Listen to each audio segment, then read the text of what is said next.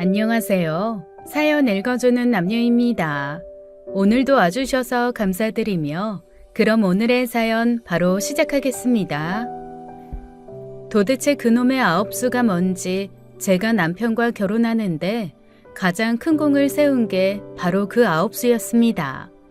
연애할 당시 남편은 사귄 지 넉 달밖에 안 됐는데 갑자기 결혼을 하자며 재촉하더군요. 그때 남편 나이는 27, 저는 26이었어요. 너, 나 싫어? 누가 싫대? 그럼 결혼하자. 나 빨리 결혼해야 돼. 왜 이렇게 서두르는데? 엄마가 난리야. 아홉수 전에 결혼해야 된대. 오빠네 어머니야 그럴 수 있지만 오빠도 그런 거 믿어? 아홉수를 믿어서가 아니라 일단은 너가 좋고 그래서 너랑 결혼하고 싶고 기왕 결혼할 거 부모님 마음 편하게 해드리면 더 좋잖아. 그러니까 결혼하자 빨리. 조금 섣부른 감은 있었지만 그렇다고 남편이 신랑감으로 부족한 사람은 아니었어요. 인물도 준수했고 성격도 모나지 않았고 집안도 좋지도 나쁘지도 않은 평범한 사람이었죠. 결혼을 한다고? 하긴 못할 것도 없지 뭐. 그 집에서 아홉수 타령한다며? 우리 집이야 그딴 거 개의치 않지만 사람만 괜찮으면 서둘러 해도 나쁘지 않지. 무엇보다 그 남자 좋은 회사 다니잖아. 엄마는 찬성이야. 아홉수도 아홉수지만 저희 집에서 제 결혼을 적극적으로 찬성한 이유는 남편의 직장 때문이었습니다. 남편이 다니던 회사는 꽤 유명한 중견기업이었는데요. 당시 그 회사 이미지가 엄청 좋았거든요. 그래서 친구들도 많이 부러워했어요. 진짜 좋겠다. 안 그래도 우리 아빠 그 회사 주식 많이 갖고 있어. 부럽다. 네 신랑한테 얘기해서 우리 소개팅 좀 시켜달라고 해. 새끼 좀 쳐. 그렇게 아홉수 되기 전에 후다닥 결혼식을 올렸고 허니문 베이비로 아들을 낳은 후 이어서 2살 터울로 딸도 낳았습니다. 남편은 직장 생활을 꽤 성실히 해서 제때제때 승진도 했고요. 아이들 대학 들어갈 때까지는 별 문제 없이 잘 살았습니다. 그런데 아무리 뼈를 묻겠다 충성 다짐했던 회사도 오래 다니다 보니 뼈 묻을 자리 찾기가 하늘의 별 따기더군요. 나 입사 동기 이용식 알지? 그 친구 지난달에 퇴사했어. 어머, 왜? 잘린 거야? 아니, 지가 관뒀어. 회사 생활 지겹다고 중장비 자격증 따겠대. 하긴 여러 번 승진에 밀렸잖아. 직장 생활에 정 떨어질 만도 하다. 그래서 말인데 나도 회사 관둘까 봐. 무슨 소리야? 몇 년만 버티면 정년인데. 정년 채운다고 누가 상 줘? 일찌감치 때려치우고 제2의 인생 시작하는 게 낫지. 솔직히 정년 채우다가는 제명에 못 살 것 같아. 사실 그전까지 별말 없어서 남편의 회사 생활이 힘든 줄 몰랐어요. 워낙 둥글둥글한 성격이라 두루두루 잘 지내는 줄 알았거든요. 세상에 쉬운 회사 생활이 어딨냐. 저 자식 먹여 살려야 되니까 이 약 물고 참는 거지. 근데 이 나이 되니까 힘들다 못해. 괴로워. 기껏 잘 돼야 임원 자리 하나 차지하는 건데 딱 봐도 나한테까지는 안 올 것 같아. 당신은 모를 거야. 내 나이쯤 되면 퇴사하는 사람들 하나둘씩 생기는데 형석이처럼 자기 인생 찾겠다고 나가는 거면 그나마 다행이야. 아파서 퇴사하는 사람들도 되게 많아. 작년에만 암 진단 받고 퇴사한 사람 2명이나 돼. 암이란 얘기를 들으니 가슴이 철렁 내려앉았습니다. 그게 남의 집 얘기만은 아닐 수도 있으니까요. 그러다 보니 남편의 선택을 무조건 말릴 수 없더라고요. 당시 큰아이는 휴학하고 군대에 가 있는 상태였고 딸아이는 학교 기숙사에 들어가 있었기에 달랑 저희 부부만 함께 살고 있던 터라 며칠간 그 문제에 대해 많은 얘기를 나눴습니다. 회사 관두면 뭐 하려고? 생각해 둔 건 있어? 나 고향 내려가고 싶어. 그 시골을? 아직 아버지 엄마 계시니까 더 늦기 전에 가까이 살면 좋잖아. 못했던 아들 노릇도 하고. 거기 가서 뭐 하게? 농사라도 짓게? 못할 거 뭐 있어. 우리 아버지 평생 하신 일이고 지금도 하고 계시잖아. 사실 당신한테는 말 안 했는데 나 그동안 공부 많이 해놨어. 당신이 안 내려간다고 하면 뭐 나 혼자라도 내려갈 거니까 그런 줄 알아. 말릴 수가 없더라고요. 이미 제 의견은 중요하지 않았습니다. 남편은 저와 상의를 하는 게 아닌 통보를 하고 있었으니까요. 물론 제 입장에서는 싫다, 죽어도 싫다, 고향 내려가려거든 당신 혼자 가라라고 할 수 있었습니다. 하지만 그럴 수가 없더라고요. 왜냐하면 그 순간 남편의 얼굴을 유심히 봤는데 참 많이 늙고 지친 모습이더군요.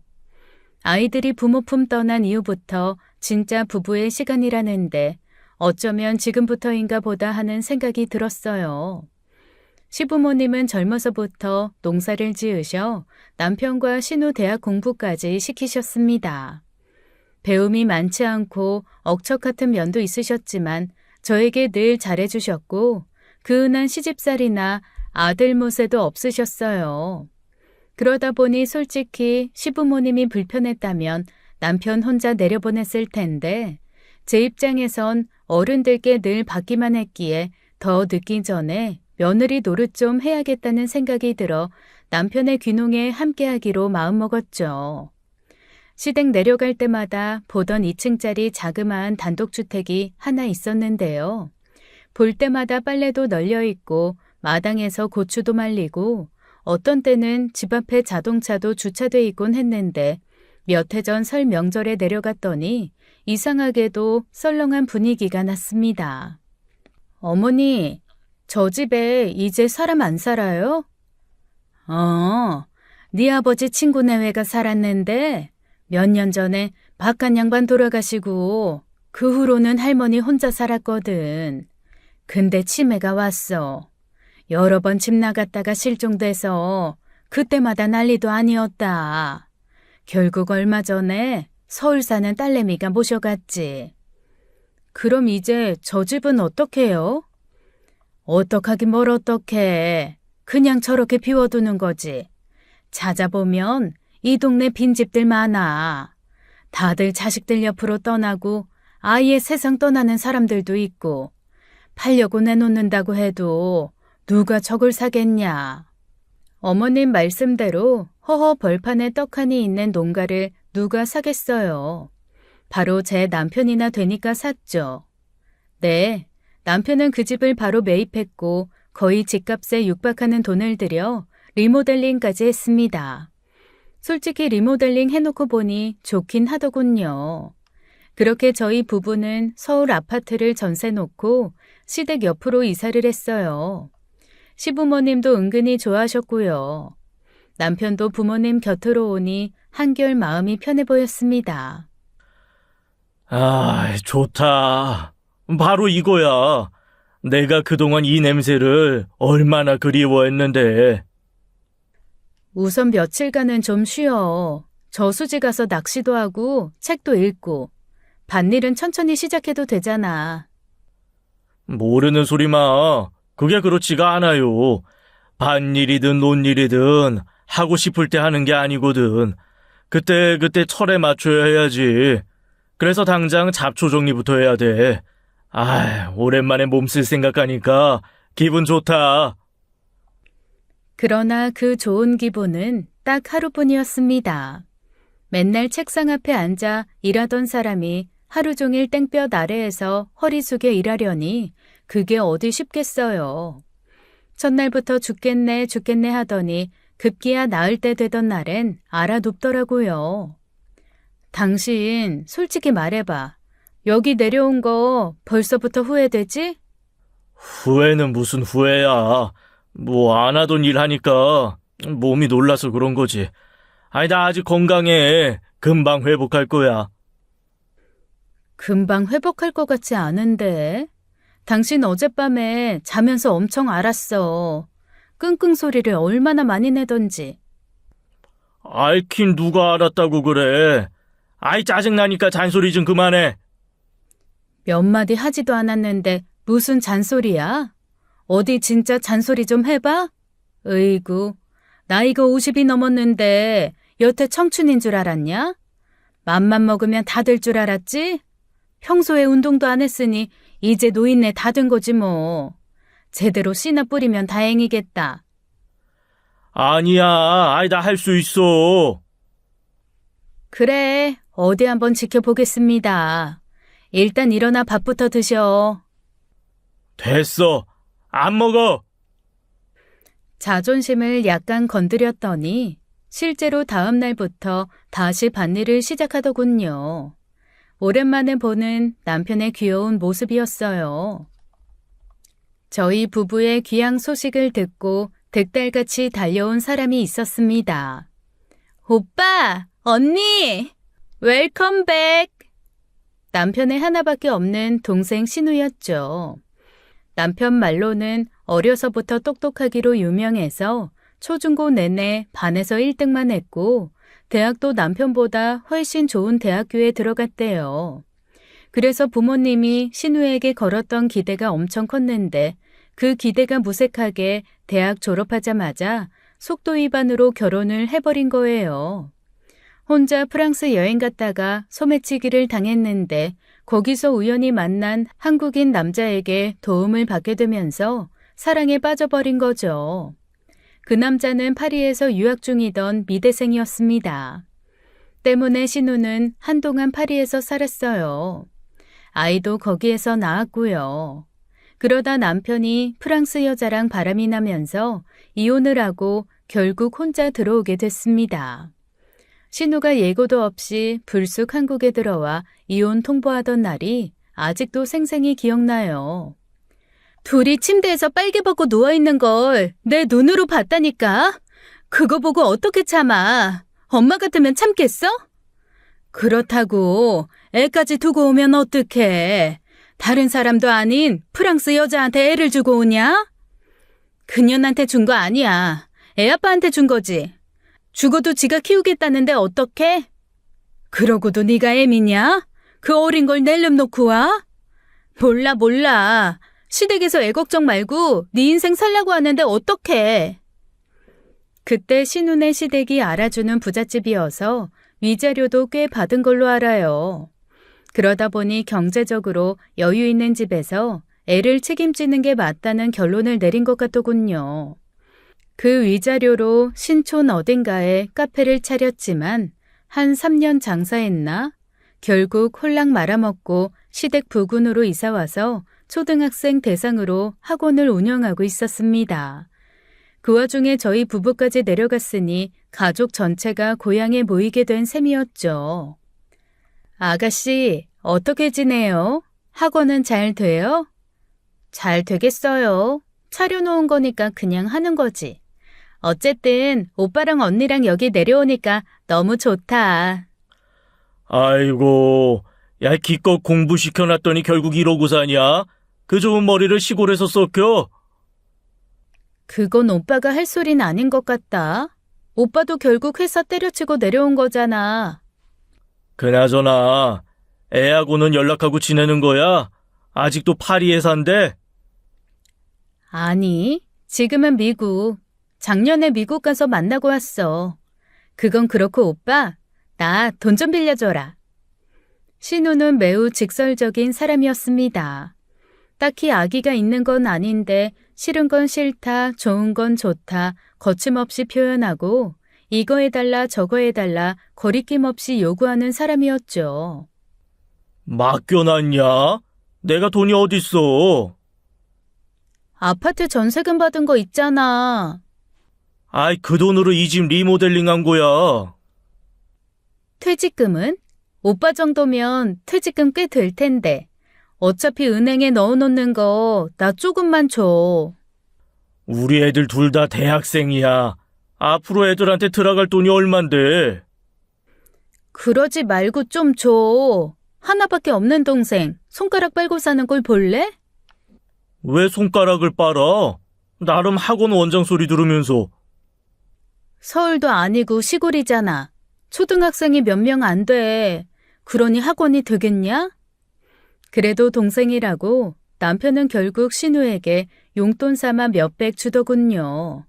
그런데 그게 끝이 아니었습니다.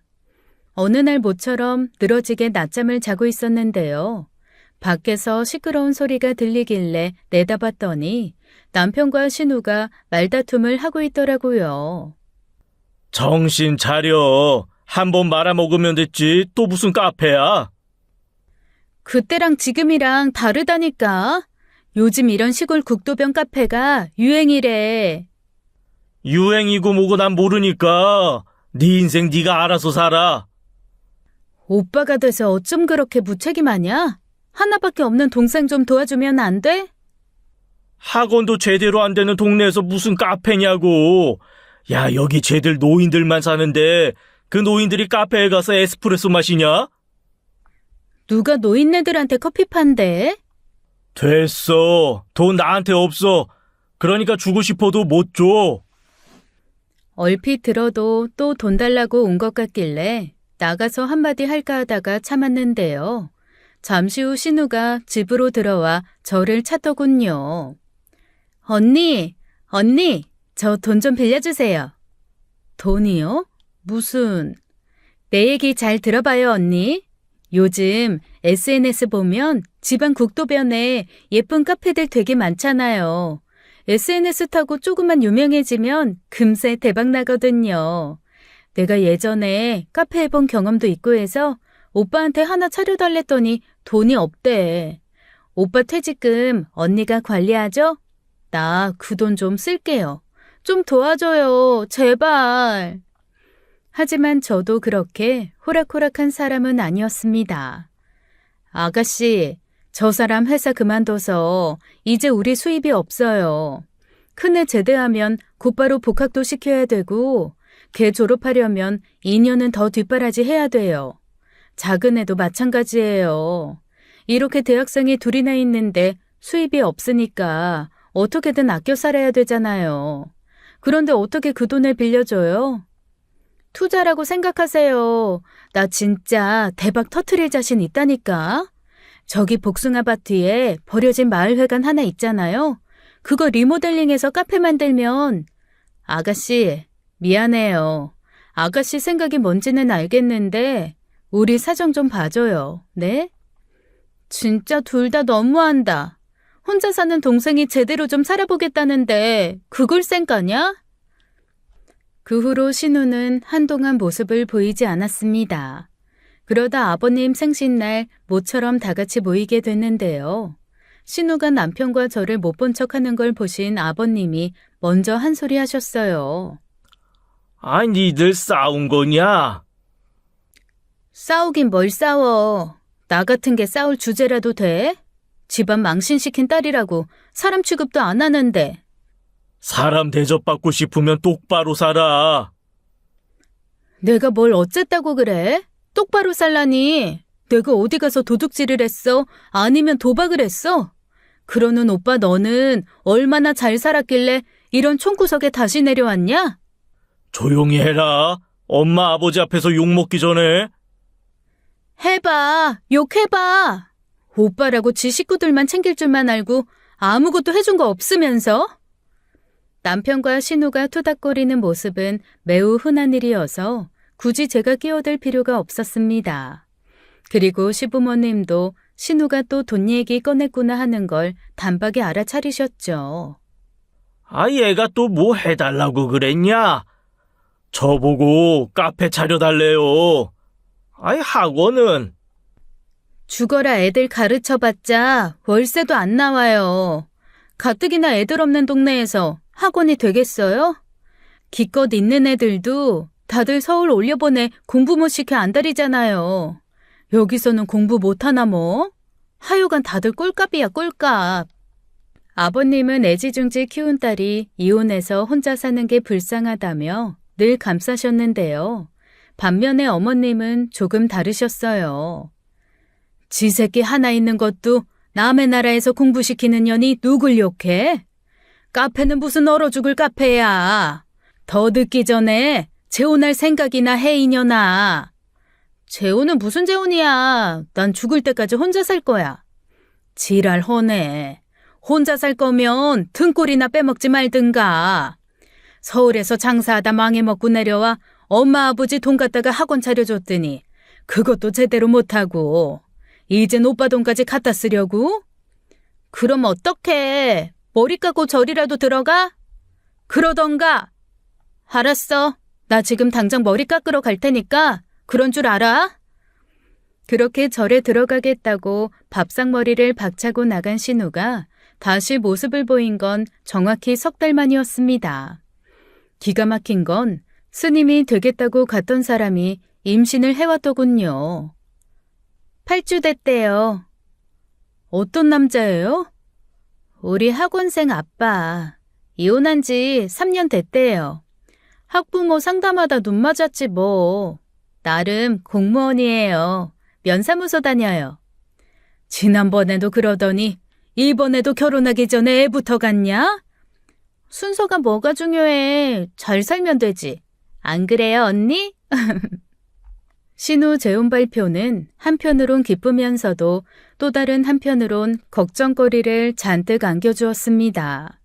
워낙 자유분방한 사람이라 애딸린 남자랑 잘 살 수 있을지, 또 나이 40에 임신을 했기에 출산까지 잘 버틸 수 있을지, 무사히 아이를 낳는다 해도 배다른 아이들을 잘 키울 수 있을지, 걱정거리가 꼬리에 꼬리를 물고 이어졌죠. 그런데 의외로 모든 게 순탄했습니다. 입덧도 거의 없었고요. 출산도 아이와 산모 모두 건강하게 잘 이뤄졌죠. 그 후 곧바로 학원을 정리하고 두 아이 엄마로 자기 역할에 최선을 다하더군요. 시부모님도 매우 만족해 하셨어요. 그렇게 모든 게 안정되면서 비로소 제대로 된 전원 생활을 만끽하나 했습니다. 그런데 이번엔 아버님이 사고를 치셨어요.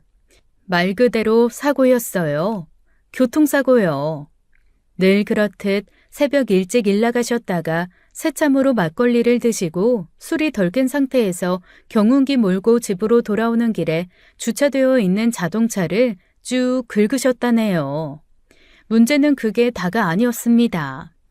아버님 딴에는 마음에 걸렸던지 차 문틈에 10,000원짜리 한 장을 끼워놓고 오셨는데 그 장면이 블랙박스에 생생하게 찍혀 신고가 들어온 거예요. 그러게 내가 술 마시고 경운기 몰지 말라고 했잖아요. 명체촉한다고. 매일 아침 저녁으로 몇십 년을 다닌 길인데 막걸리 조금 마셨다고 집을 못 찾겠어. 그럼 조심해서 올 것이지 왜 남의 차는 긁어? 그래서 돈 놓고 왔잖아. 돈 10,000원으로 어떻게 차를 고쳐요? 자전거 고치는 것도 10,000원은 넘겠네. 그 참 그만 좀 쫑알대. 사람이 죽기랬어. 농사를 망치기랬어. 그깟 건 물어주면 될 거 아니야, 물어주면. 하지만 물어주기엔 너무나도 큰 돈이었습니다. 아버님이 쭉 긁은 차는 벤츠 지바겐이었거든요.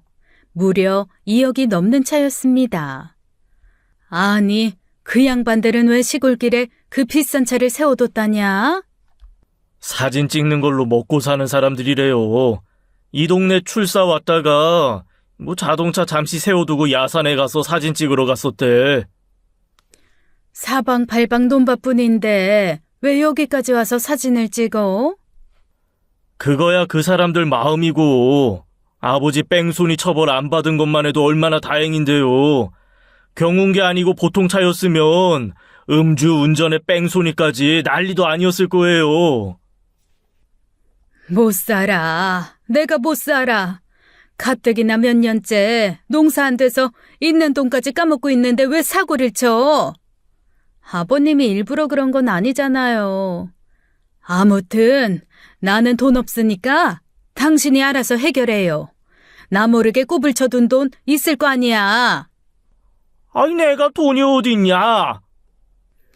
아무튼 난 몰라. 돈 없어.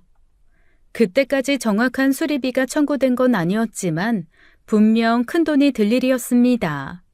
바로 얼마 전 신우 결혼시키면서 시댁에서도 또 저희도 나름 목돈을 썼던지라 수리비가 얼마나 나올지 그 돈은 또 어떻게 충당할지 걱정이 많았죠.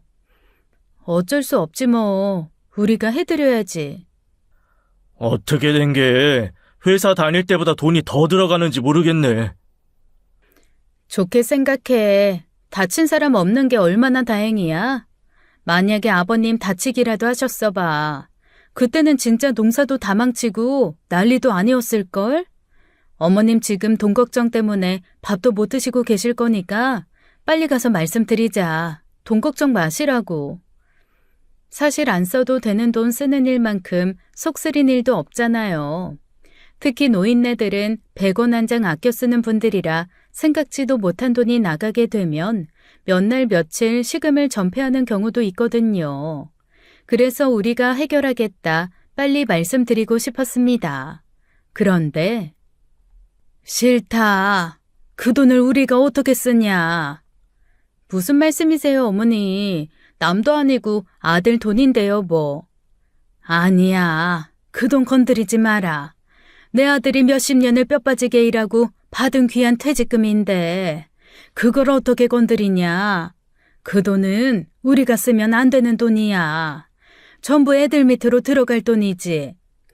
그래도 어떻게든 해결은 해야 되잖아요. 어머님 수중에 돈 없는 거 뻔히 아는데. 돈은 없지만 땅은 있잖냐. 네? 땅이요? 평생 농사만 지으신 분들에게 땅이란 어떤 의미를 가지는지 잘 아실 거예요. 매 봄, 여름, 가을, 겨울 쉴 틈 없이 파내고 씨 뿌리고 걷어들이고 다시 잘 다지고 땅으로 농작물만 키우신 게 아니죠. 자식들까지 다 키워냈으니까요. 그야말로 삶의 터전인 셈인데 그걸 팔겠다고 결심한다는 건 굉장히 의미심장한 일이었습니다. 뭐? 아이, 땅을 판다고요? 맘 같아선 네 아버지 팔고 싶지만 누가 사주지도 않을 거고 그나마 가진 거라곤 땅밖에 없는데 팔아야지 어쩌겠어. 엄마, 그건 안 돼요. 그게 어떤 땅인데. 돈을 얼마나 물어줘야 될지 모르겠지만 고추밭 정도 팔면 되지 않겠어? 저나 남편이나 어머니 고집 꺾을 수 없다는 건 잘 알고 있었습니다. 그래서인지 집에 돌아온 남편은 눈물을 글썽거리며 속상해했죠. 어쩌다 보니 부모 피 빨아먹고 사는 자식 됐다. 야금야금 모아놓은 돈으로 나 결혼시키고 우리 집 살 때 보태주고 다시 알토란처럼 모은 돈 딸내미 학원 차리는데 보태고 그러면서도 땅 팔겠다는 소리 한 번도 안 하셨거든. 근데 겨우 사고 수리비 물어줄 돈 없어서 땅을 판다고? 야, 난 여태 뭐 했냐. 엄마한테 목돈 한 번을 드린 적이 없네. 저도 마음이 너무 안 좋았어요. 남편 말이 맞아요. 시댁이 그 동네에서 가장 큰 땅을 갖고 있었기에 여태 그 자부심으로 살아오셨고 물려받은 그대로 자식들한테 주고 갈 거라고 입버릇처럼 말씀하셨거든요. 다시 말해 시부모님이 땅을 판다는 건 당신들의 자존심을 파는 일이었습니다. 속상한 마음에 혼자 소주를 2병이나 비우고 잠든 남편을 보니 마음이 안 좋더라고요. 그래서 어떻게든 어머니 고집을 꺾어야겠다는 생각으로 다음날 다시 시댁을 찾았죠. 어머니, 이번만 저희 말대로 하세요. 마지막이라고 생각하시고요. 네? 싫다. 이미 복덕방에 얘기해놨다. 그러지 마시고 이번 딱 한 번만요. 어머니 고추 농사 좋아하셨잖아요. 앞으로 심심해서 어쩌시려고요? 어떻게든 어머니를 설득시키고 싶었습니다. 그런데 어머니는 생각지도 못한 얘기를 하시더군요. 너, 내가 단지 돈 때문에 땅 파는 거라고 생각하니? 돈 때문이 아니면요? 물론 돈 쓸 일이 안 생겼으면 안 팔겠지. 그런데 마침 이런 일이 생기니 내 마음이 더 굳어진 거다. 나 이제 밭일이 힘들다. 그래도 아직까지는 문제없이 농사 지었는데 앞으로는 자신이 없어. 이참에 다 팔고 땅 판 돈으로 요양원 같은 데 들어가서 살고 싶다. 요양원에요? 그런데 가면 삼시세끼 밥도 주고 그런다며. 요즘 여기저기 요양원 많잖아. 어머니, 요양원이란 곳은요, 어머니 같은 분은 받아주지도 않아요. 왜 안 받아줘? 돈만 주면 되는 거 아니야? 요양원은 어머니처럼 건강한 분들이 가는 곳이 아니에요. 혈압 조금 높으신 거 말곤 딱히 아픈 데도 없잖아요. 요양원이란 곳은 중증 치매 노인이나 거동 불편한 분들만 가는 곳이에요. 그러니까 농담으로라도 요양원 간다는 말 하지 마세요. 아이고, 이놈의 팔자. 끝까지 밭일만 하다가 죽겠구만. 일단 수리비 청구되는 거 보고 저희가 처리할 거니까 그런 줄 아세요. 어떻게든 어머니 걱정을 덜어드리고 싶었습니다. 그놈의 돈이 뭔지 이럴 줄 알았으면 서울 살 때 나도 돈 좀 벌 거라는 후회를 하며 집에 돌아와 습관처럼 통장 정리를 했습니다. 그런데 뜻밖의 해결책이 바로 통장 내역에 있더군요. 꽤 오래전 아버님이 경운기를 새로 사시고 고사를 지낸다며 막걸리를 사다 부으셨어요. 그때 그 모습을 보면서 나눴던 얘기가 생각났습니다. 아버님, 무탈하게 오래오래 타셔야 돼요. 아이, 그러려고 먹기도 아까운 막걸리 붓는 거 아니냐? 이게 내 목숨줄이나 다름없으니까. 막걸리만 믿을 수는 없으니까 제가 막걸리보다 더 확실한 부적 사드릴게요. 혹시 사고가 나더라도 보상받을 수 있게 제가 보험 들어드릴게요.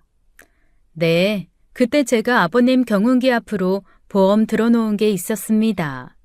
자동차 보험처럼 1년마다 한 번씩 보험료가 나갔는데 마침 제가 통장 정리했을 때 그 해 보험료가 빠져나갔더라고요. 곧바로 보험사에 전화 걸어 문의했더니 다행히 보상이 된다더군요. 로또에 맞은 듯한 기분이었습니다.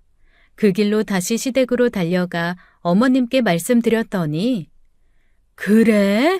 네가 그런 걸 해놨어? 네, 그러니까 우리 돈 안 써도 된다고요. 어머니, 빨리 복덕방에 전화하셔서 땅 안 판다고 하세요. 그래, 알았다. 지금 전화하시라니까요. 당장 임자가 나타난 것도 아닌데 서두를 거 뭐 있냐. 이따 전화할 테니까 어서 가봐라. 아무튼 고맙다. 내 땅은 아니지만 그래도 지킬 수 있다고 생각하니 정말 좋더라고요. 모처럼 며느리 노릇 제대로 한 것 같아 어깨도 익숙해졌어요. 그런데 참 이상했습니다. 일이 다 해결됐는데도 어머니는 땅을 팔겠다는 의지를 굽히지 않으셨어요. 대체 왜 그러시는 걸까 좀 자세히 살펴볼 필요가 있었습니다. 어머니, 복덕방에 전화하셨어요? 해야지. 한다 하면서 자꾸 까먹네. 말은 이렇게 하셨지만 어머니 평소 성격에 비추어 보면 절대 그런 걸 까먹을 분이 아니셨어요. 그리고 한 가지 더 이상한 점이 있었습니다. 한참 밭일에 손이 많이 갈 때였는데 어쩐 일인지 밭에 잘 나가지도 않으시더군요. 세상 그 누구보다도 성실하고 부지런한 분이 그러시니까 정말 이상하더라고요. 문득 덜컥 겁이 났습니다. 여보, 이따 읍내 다녀오는 길에 부동산에 들러서 어머니 땅 안 판다고 당신이 얘기 좀 하고 와. 엄마 아직도 전화 안 했대? 응, 그러니까 당신이라도 서둘러. 알았지? 그런데 집에 돌아온 남편이 더 이상한 말을 하는 거예요. 땅 판다는 말 못 들었는데? 오히려 나한테 묻더라. 그걸 왜 파냐고. 그래? 이상하다. 어머니가 땅 파는 문제로 누구랑 통화하는 거 내가 직접 들었거든. 그렇다고 엄마가 다른 부동산에 내놓진 않았을 텐데, 좌우간 난 바쁘니까 이따 당신이 엄마한테 직접 물어봐. 그 무렵 남편은 새로 심은 모종에 해충이 낀다고 온정신이 벌레 잡는 데 가 있어서 하루 종일 전쟁을 치르고 있었어요. 시골 땅이라는 게 쉽게 팔리는 게 아니야. 여기저기 내놔도 안 팔리는 땅은 죽어도 안 팔려. 그러니까 당신도 너무 신경 쓸 거 없어. 저도 잘 알아요. 남편 말이 맞다는 거. 하지만 땅이 팔리고 안 팔리고를 떠나 제가 꺼림칙하다고 생각했던 건 어머니의 달라진 모습이었거든요. 그래서 어머니께 직접 물어봤습니다. 어머니, 땅 어디에 내놓으신 거예요? 아까 그 사람이 읍내 나갔다가 홍 사장님 부동산 들러서 물어보니까 얘기 들은 거 없다고 했다던데요? 뭐 그런 걸 묻고 다니냐. 걱정되니까 그랬겠죠. 어머니, 솔직히 말씀해 보세요. 애당초 땅 안 내놓으셨죠? 제가 좀 과할 정도로 꼬치꼬치 캐묻자 그제서야 어머니는 제게 모든 걸 털어놓으셨습니다. 땅 내놨어. 지난번에 말한 고추밭만 내놓은 게 아니라 전부 다 내놨어. 전부 다. 전부 다요? 왜요? 전에 말했잖아. 농사일 힘들어서 그만하고 싶다고.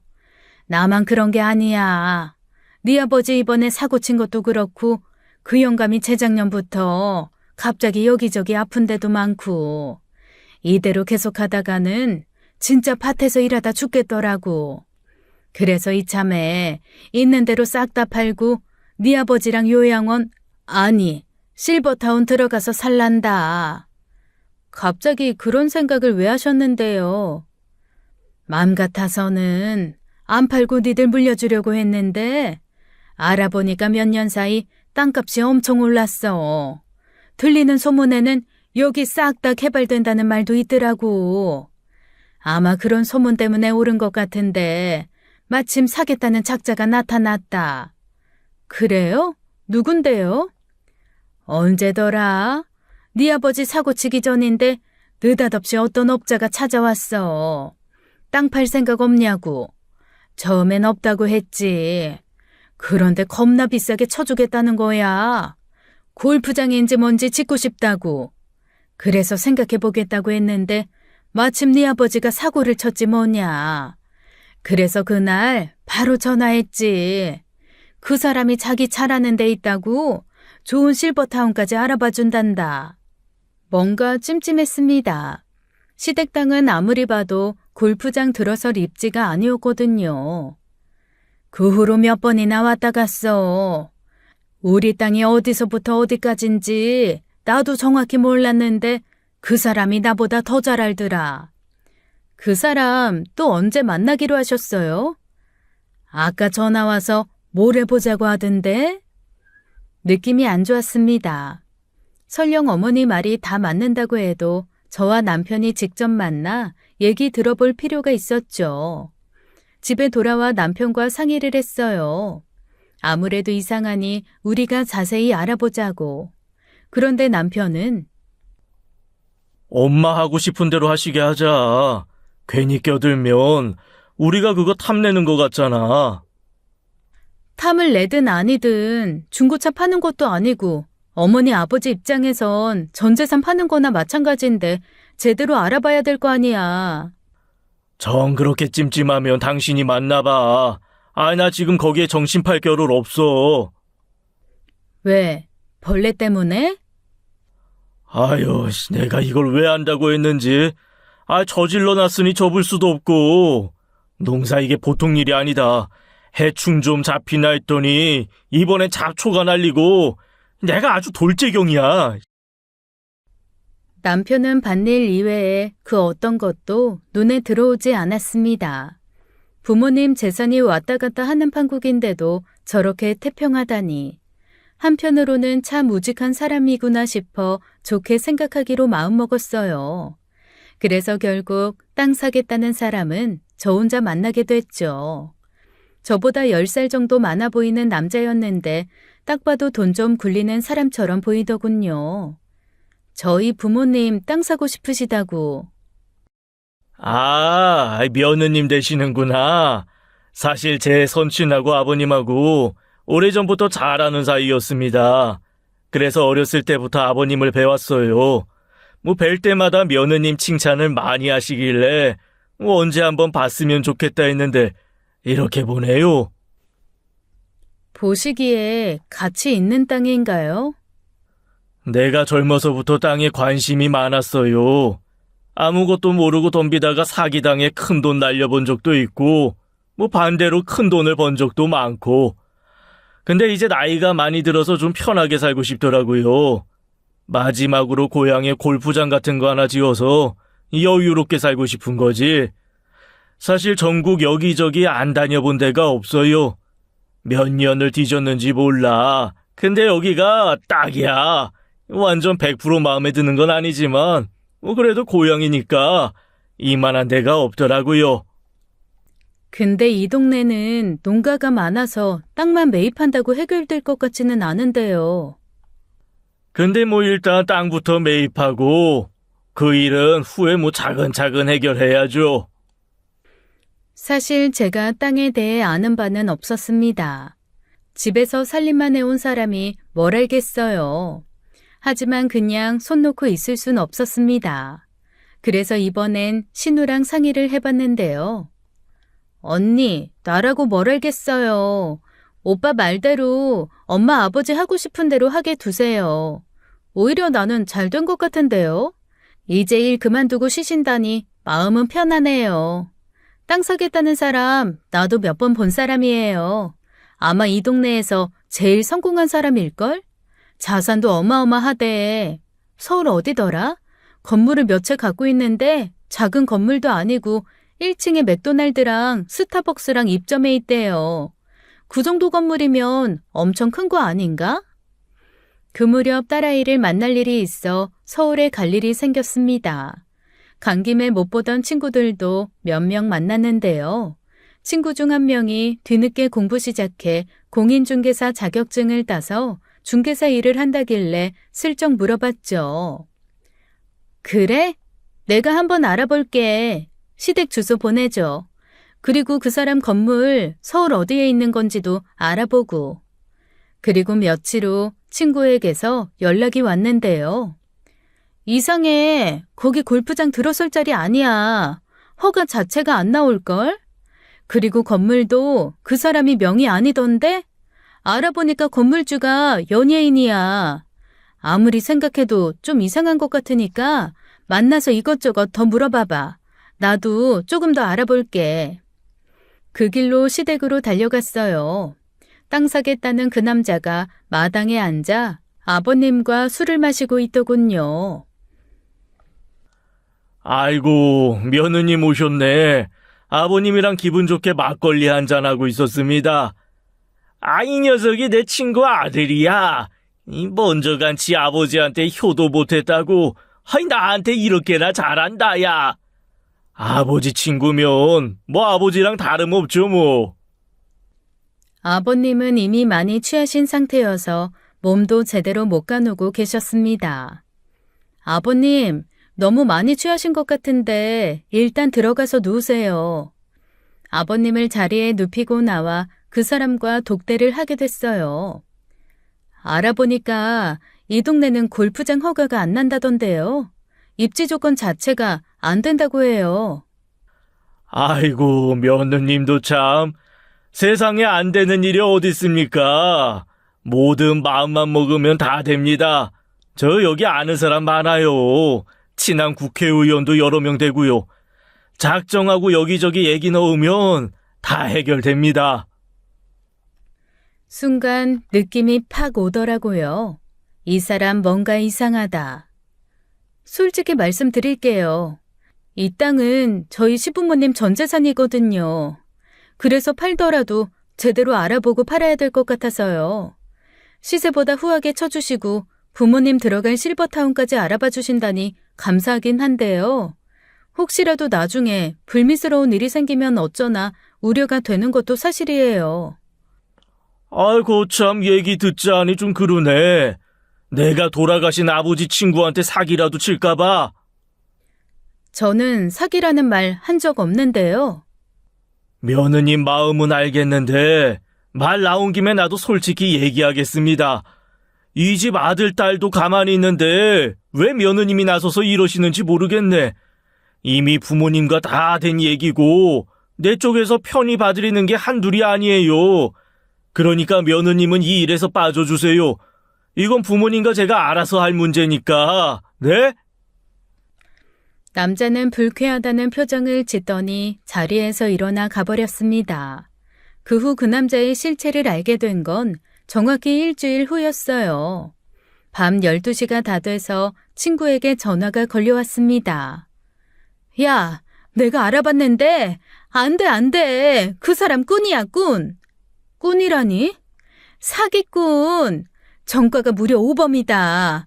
작년까지 교도소에 있다가 나왔대.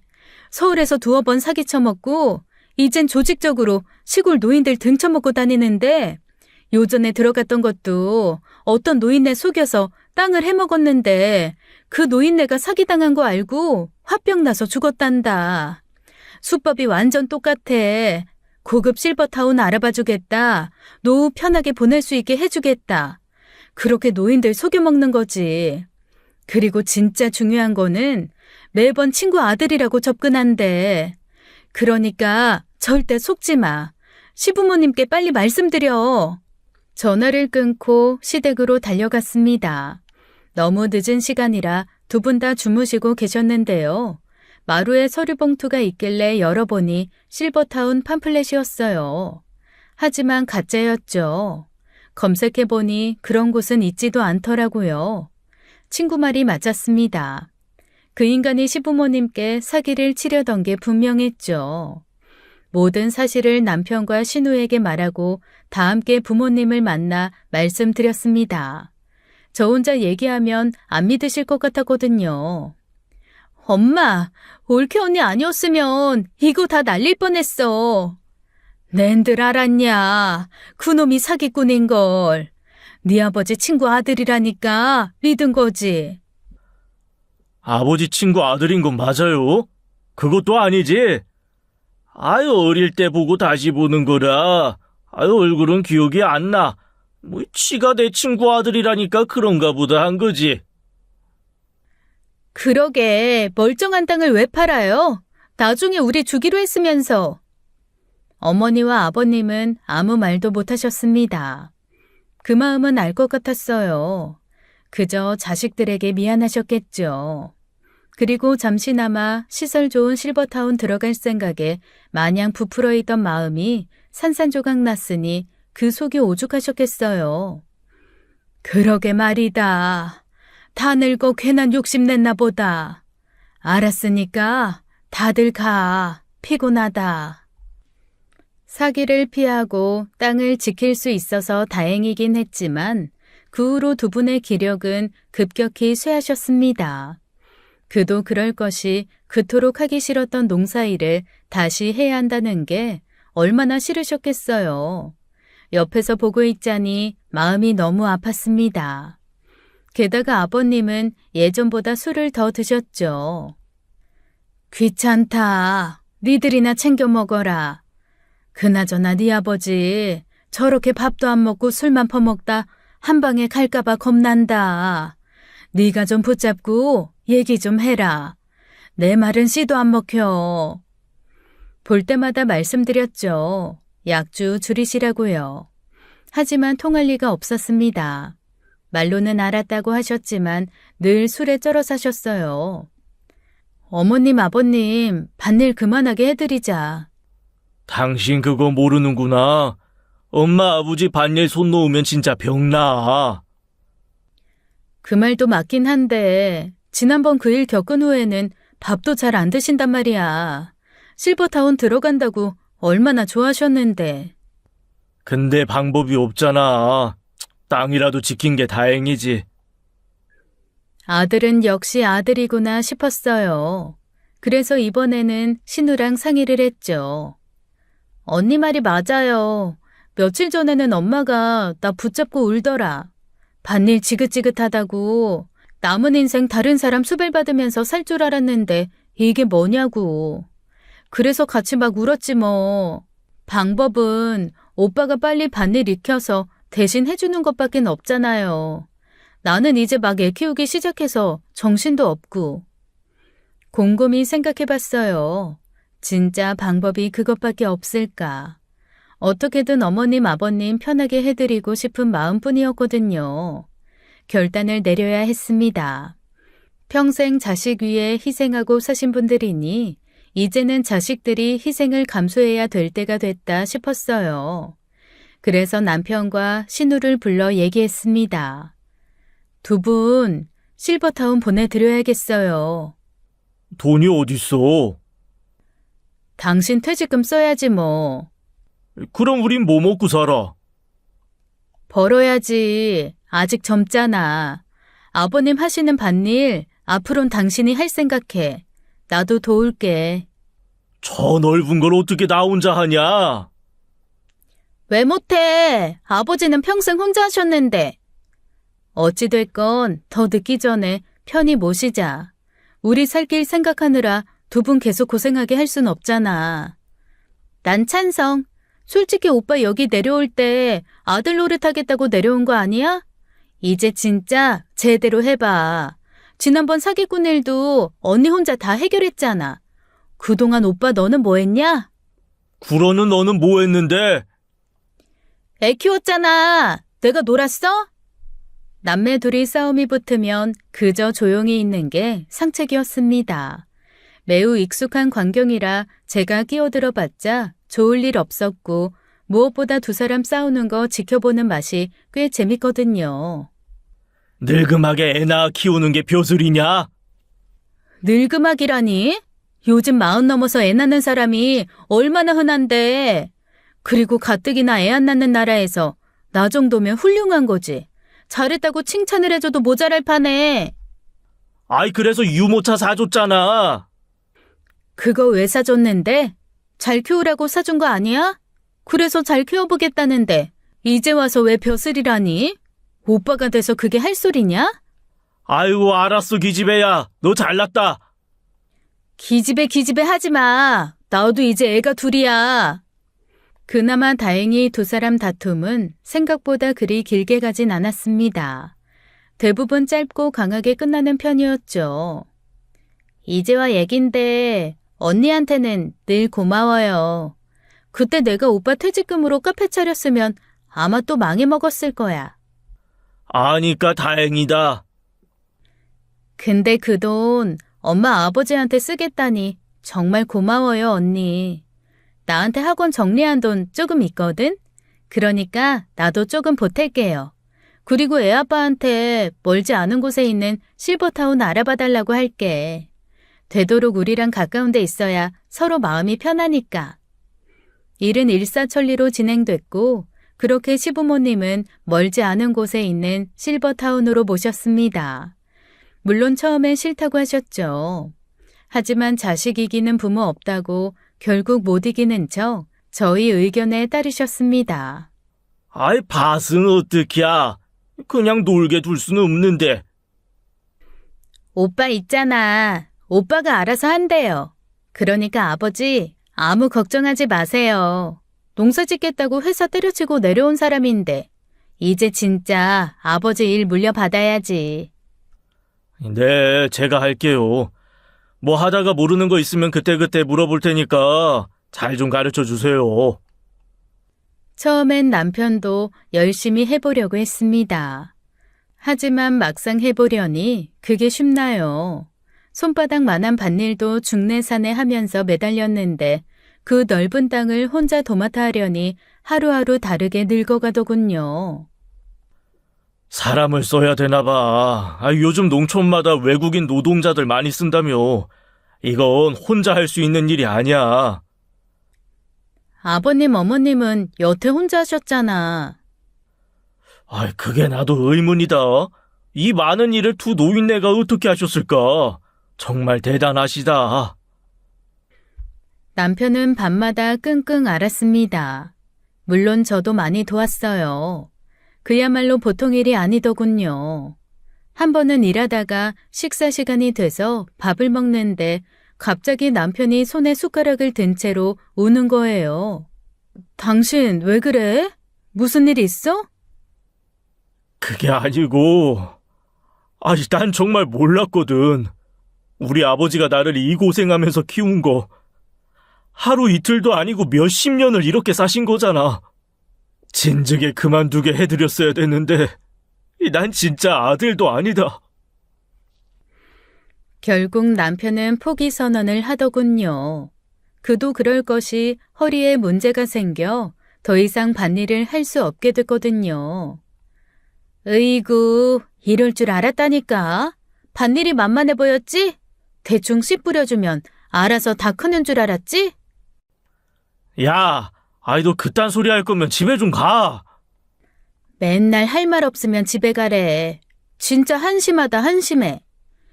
딱 4년 만이었어요.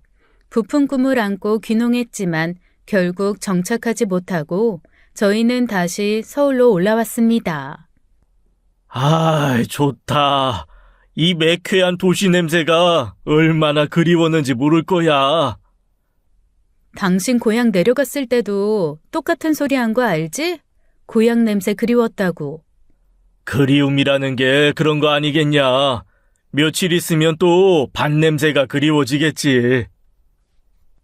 아주 시인답셨네. 시골 땅은 부모님 허락하에 팔기로 결정했습니다. 개발된다는 소문이 사실인지 생각보다 많이 오르긴 했더군요. 얼마 후 저희처럼 귀농한다는 사람이 나타나 부모님 땅 전부를 넘겼습니다. 엄청 젊은 청년들이었는데 제 남편과는 다르게 체계적으로 농사지을 계획이라더군요. 얼굴만 봐도 듬직해 보이더라고요. 젊은 사람들도 제대로 준비해서 내려오는데 우린 너무 준비가 부족했어. 농사 짓던 땅에 계속 농사 지을 수 있어서 다행이다. 아이, 괜히 건물 같은 거 올린다고 할까봐 걱정했는데. 시부모님은 땅 판 돈을 정확히 반으로 나눠 신우와 저희에게 주셨습니다. 신우는 그 돈으로 결국 국도변에 카페를 차리더라고요. 아이고, 또 돈 날리겠구만. 날려도 내 돈이니까 신경 끄셔. 그게 어떤 돈인데, 이 기집애야. 기집애 하지 말랬지. 글쎄요. 이번에도 진짜 돈만 날릴지 어떨지는 모르겠어요. 그래도 하고 싶은 일 한다니 보기는 좋더라고요.